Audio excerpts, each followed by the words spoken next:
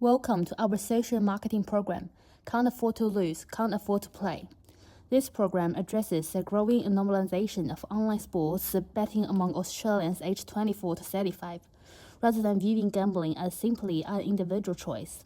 Our program recognizes that gambling behavior is shaped by broader social, cultural, and environmental influences. To understand why this program is needed, I will first provide a brief background summary. Online sports betting has become increasingly influenced by social, cultural, and environmental factors rather than individual choice alone. Gambling is no longer simply an individual behavior, but a normalized public health issue shaped by advertising, digital media, and sporting culture. As a result, young adults are frequently exposed to betting advertisements and peer influences, making gambling a more accepted part for everyday life. Although existing interventions have improved awareness and support, they remain largely reactive and place limited emphasis on preventing gambling harm by addressing its broader social and environmental drivers. To address these gaps, our program is guided by the socio-ecological model. This framework recognizes that gambling behavior is influenced through 5 interacting levels: the individual, interpersonal, organizational, community, and the public policy levels. These levels provide the foundation for the design of our program. Australians aged 24 to 35 were selected our target audience because they experience high exposure to betting advertisements, are heavy use of digital media, and are strongly influenced by peer groups and sporting culture. Existing initiatives such as GambleAware, Reclaim the Game, and BetShop have made important contributions by improving awareness and providing support services. However, these programs mainly focus on responding to gambling harm after it has occurred, with limited attention given to preventing harm by addressing the wider social, cultural, and environmental influences that shape our gambling behavior. These insights inform the development of our prevention-focused program. I will now hand over to Abdullah, who will introduce the aim and purpose of our program. Program aims. Building on that background, our program is guided by 4 clear aims. First, to increase awareness of the real financial and personal impacts of gambling beyond generic harm messaging. Second, to challenge the social norms that position sports betting as a normal, expected part of Australian sporting culture. Third, to use peer influence and relatable lived experience messaging to drive genuine behavior change rather than relying on top down education alone. And fourth, to support early intervention, reaching people before gambling behavior become harmful, not after. Why this work matters. The purpose behind this is significant Australians lose $32 billion to gambling every year, and 1 in 7 have experienced gambling related harm. Young adults aged 24 to 35 sit at pivotal point because their betting habits are still forming rather than entrenched. This is exactly the moment where intervention can genuinely change the trajectory of someone's relationship with gambling, rather than simply managing harm once it has already taken hold. Unlike reactive campaigns that step in after the damage is done, our program is designed to act earlier, treating gambling harm as a system level issue rather than one of individual willpower alone.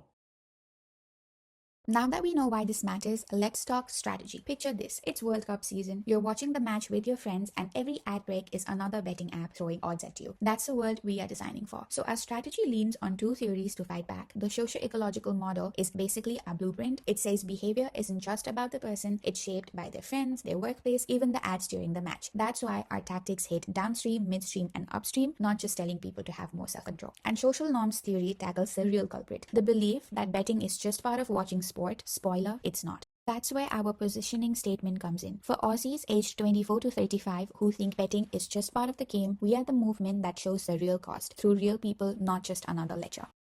So who are we actually talking to? We're actually talking to everyday people who put a few dollars on a match with their friends, not big gamblers, just people who bet for the fun of it. That's exactly why they are our focus. It's easier to shape a habit early than fix one further down the track. So this is where we can make the biggest difference. But we are not stopping here. We are also bringing in people around them. Workplaces who can quietly point someone towards help, and the codes and broadcasters who control just how many betting apps we're drowning in during a match. Our goals are very specific. 20% more people spotting warning signs within a year, 15% fewer impulsive bets in 6 months, 5 workplaces on board within 12 months, and 25% more people setting their own limits.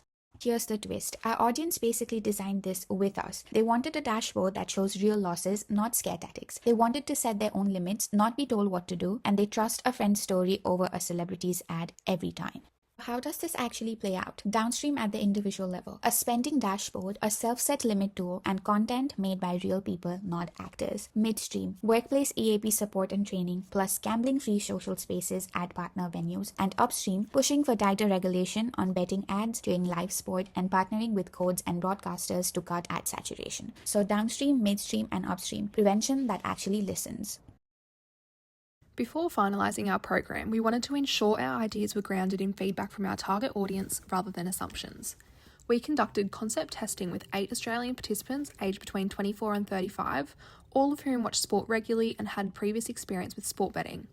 Using a short online survey, participants reviewed 5 proposed intervention concepts and provided both quantitative and qualitative feedback.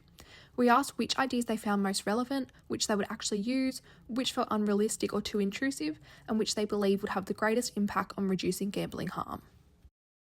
Our findings revealed several important insights. Firstly, participants strongly preferred personalised feedback, saying a spending dashboard made their betting losses feel real by connecting them to everyday expenses.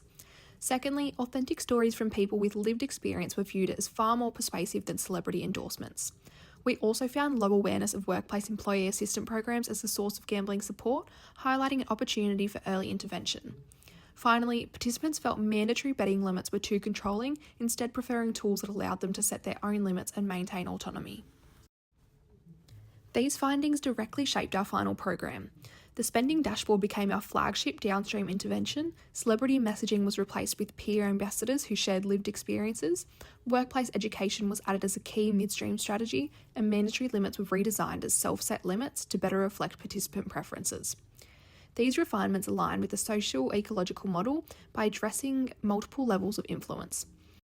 At the individual level, users receive personalised spending feedback.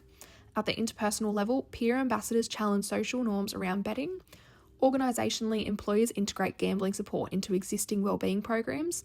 Community partnerships help create gambling-free social spaces, while at the policy level, we advocate for stronger regulation of betting environments.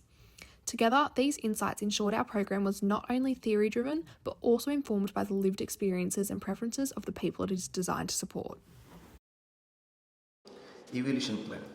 Evaluation of the can't afford to lose, can't afford to play program will use process, impact and outcome evaluation across 3 stages. Baseline data collected before launch, short-term results measured at 6 months and sustained impact assessed at 12 to 24 months.